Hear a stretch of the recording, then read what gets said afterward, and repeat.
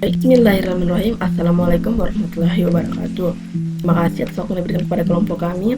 Di sini kami akan memaparkan materi diskusi kami yang berjudulkan hasil riset penerapan sistem manajemen keselamatan dan kesehatan kerja atau K3 di PT Pelindo Terminal Peti Kemas Makassar. Sebelum kita kembali terlebih akan dijelaskan di mana keselamatan dan kerja merupakan pemikiran dan upaya untuk menjalin kebutuhan dan kesempurnaan baik jasmani maupun rohani. Penerapan K3 ini akan menciptakan lingkungan kerja karyawan yang baik. Perusahaan tidak dapat menerapkan kesehatan dan keselamatan kerja tanpa adanya kesadaran pada diri masing-masing. Seiring dengan pesatnya laju pembangunan konstruksi gedung bertingkat di Indonesia, maka perangkat pengendalian risiko kecelakaan kerja menjadi semakin penting. Namun pada kenyataannya, sistem kesehatan dan keselamatan kerja atau K3 ini secara umum masih sering terabaikan. Kecelakaan akibatnya merupakan peristiwa yang tak terduga.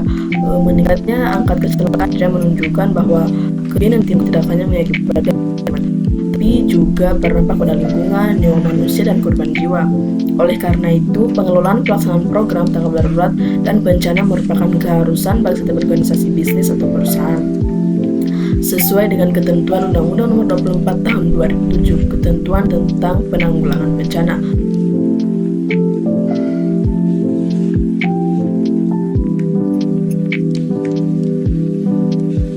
Selanjutnya itu tinjauan umum tentang tanggap darurat. Jadi tanggap darurat adalah elemen yang penting dalam SMK 3 untuk menghadapi setiap kemungkinan yang dapat terjadi. Tujuan K3 adalah untuk mencegah kejadian atau kecelakaan yang tidak dikehendaki. Namun demikian, jika sistem pencegahan mengalami kegagalan sehingga terjadi kecelakaan, hendaknya keparahan atau konsekuensi yang ditimbulkan dapat ditekan sekecil mungkin. Untuk itu diperlukan sistem tanggap darurat guna mengantisipasi berbagai kemungkinan seperti kecelakaan, kebocoran, peledakan bocoran pada bahan kimia atau penyebaran. Baik, di sini saya akan menjelaskan jenis-jenis tanggap darurat berdasarkan bahayanya.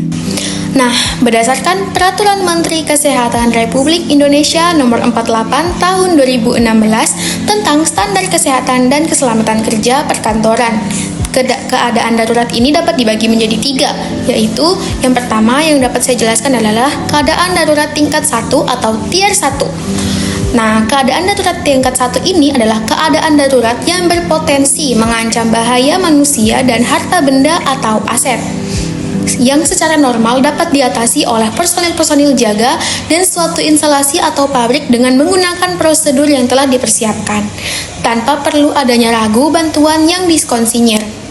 Dan yang kedua adalah keadaan darurat tingkat 2 atau disebut dengan tier 2. Nah, dalam tingkat keadaan darurat ini adalah suatu kecelakaan besar di mana semua pekerjaan yang bertugas dibantu dengan peralatan dan material yang tersedia di instalasi atau pabrik tersebut. Nah, jika tidak mampu mengendalikan keadaan darurat tersebut seperti kebakaran besar, ledakan dahsyat, bocoran bahan B3 yang kuat, semburan liar sumur minyak dan gas dan lain-lain yang dapat mengancam nyawa manusia atau lingkungannya dan aset atau instalasi tersebut dengan dampak bahaya atas karyawan, daerah, dan masyarakat sekitar. Serta ada bantuan tambahan masih berasal dari industri atau pemerintah setempat dan masyarakat sekitar. Dan yang ketiga adalah keadaan darurat tingkat 3 atau yang disebut dengan tier 3 berupa malapetaka atau bencana yang dahsyat. Nah, dengan akibat yang lebih besar dibanding dengan tier 2 dan memerlukan bantuan koordinasi pada tingkat nasional. Selanjutnya yaitu metode penelitian. Yang pertama ada jenis penelitian.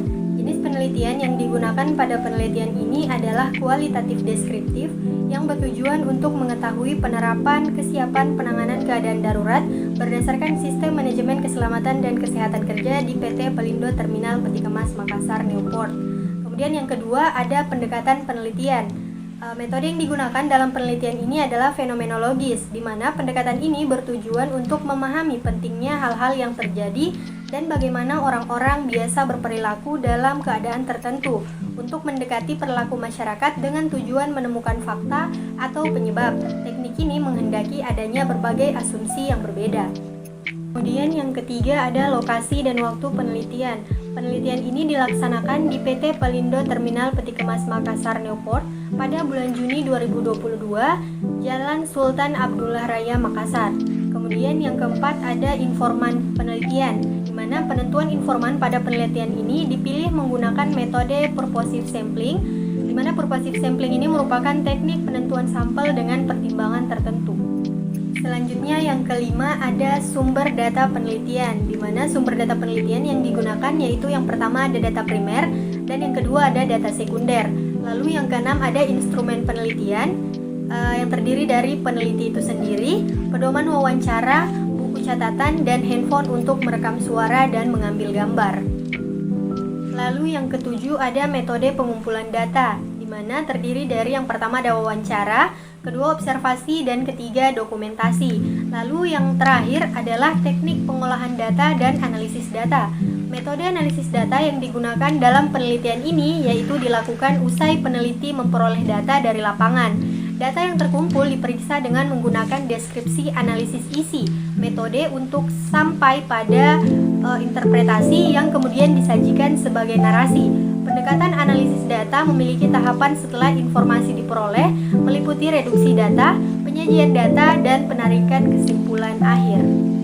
Berdasarkan observasi yang dilakukan peneliti antara tanggal 25 Mei hingga 25 Juni 2021 di PT Pelindo Terminal Peti Kemas Makassar Newport terdapat berbagai potensi bahaya yang cukup tinggi. Antara lain pada saat proses bongkar muat, peti kemas menggunakan alat angkut seperti kontainer, crane AECC, dan rubber trike gantries atau RTG yang mengharuskan para pekerja ini bekerja di ketinggian. Nah, hal ini dikarenakan kegiatan operasional perusahaan yang melibatkan alat pengangkat peti kemas dengan kapasitas besar 20 feet dan 40 feet, seperti container crane, rubber trike gantries, seat loader, top loader, lift stacker, dan truk, serta memperkerjakan lebih dari 100 orang. Nah, selain itu juga lapangan terbuka yang digunakan sebagai lapangan peti kemas juga sangat berpotensi terjadinya kebakaran. Baik, di sini saya akan melanjutkan materinya, yaitu pertama rencana tanggap darurat atau RTD perusahaan. Yang A yaitu prosedur harus lugas dan cukup mendasar untuk dipahami oleh semua karyawan perusahaan. Yang B yaitu dalam setiap tahapan proses perencanaan dan kesiapan awal harus memiliki prosedur yang terencana, matang dan efektif, serta tetap mempertimbangkan kondisi perusahaan. Yang C yaitu prosedur ini digunakan sebagai catatan dokumen, mudah diikuti dan ditulis dalam bahasa yang umum. Yang selanjutnya yaitu yang kedua prosedur evakuasi dan penyelamatan. Yang A yaitu setiap pekerja atau karyawan bertanggung jawab untuk mengawasi keadaan di area kerjanya sendiri. Yang B, pekerja dan karyawan bertanggung jawab untuk mengawasi lingkungan tempat mereka bekerja. Yang C, mengambil tindakan segera atau mengelola situasi atau menghentikan penyebaran api sampai bantuan tiba. Yang D, pengawas atau supervisor memperhatikan laporan, menyelidiki sebab akibat dan memberikan instruksi. Yang selanjutnya itu pengawas atau supervisor pergi ke tempat kejadian untuk menilai situasi. Yang selanjutnya salah satu dari mereka yang dimintai bantuan harus segera menghubungi pemadam kebakaran, kepolisian, rumah sakit, dan lain-lain. Yang ketiga yaitu sistem alarm dan komunikasi darurat. Yang A yaitu sistem alarm kebakaran manual memungkinkan pengguna untuk secara manual menekan tombol atau memijat tuas untuk memberikan sinyal keadaan darurat. Yang B yaitu sistem otomatis yang dapat mendeteksi kebakaran dan mengirimkan notifikasi sendiri tanpa kendali manusia. Selanjutnya yaitu hasil dan pembahasan poin kelima yang membahas mengenai pelatihan, kesiapsiagaan, dan simulasi kedaruratan. Poin A, tim penanganan keadaan darurat di Makassar Newport diberikan pelatihan khusus penanggulangan keadaan darurat. Nah, pelatihan khusus itu pelatihan mengenai APAR dan juga hidran. Berdasarkan hasil wawancara, penanggung jawab di sini adalah divisi HSS, itu sendiri, dan bina pelanggan. Waktunya yaitu sekali setahun dilaksanakan pelatihan. Yang melakukan pelatihan itu tergantung dari materinya. Misalkan materi pelatihannya mengenai simulasi kebakaran, maka yang diundang yaitu dari tim Pemadam Kebakaran Kota Makassar. Mereka mengatakan bahwa yang diberikan pelatihan itu khususnya security, jadi tidak semua karyawan diberikan pelatihan. Hasil wawancara mereka menjawab bahwa baru 2 kali melakukan pelatihan di Makassar Newport. Materi selanjutnya yaitu mengenai peralatan dan fasilitas kedaruratan. Nah, berdasarkan hasil wawancara mereka menyebutkan beberapa alat dan juga sistem kedaruratan yang dimana yaitu ada APAR, hidran, sprinkler, alarm kebakaran, pendeteksi asap, jalur evakuasi dan assembly point atau titik kumpul. Selanjutnya, materi mengenai evaluasi dan perbaikan berkelanjutan dari sistem tanggap darurat. Nah, prosedur penanganan keadaan darurat di Makassar Newport ini diuji dan ditinjau ulang secara rutin oleh petugas yang berkompeten. Siapa saja petugas tersebut yang disebutkan?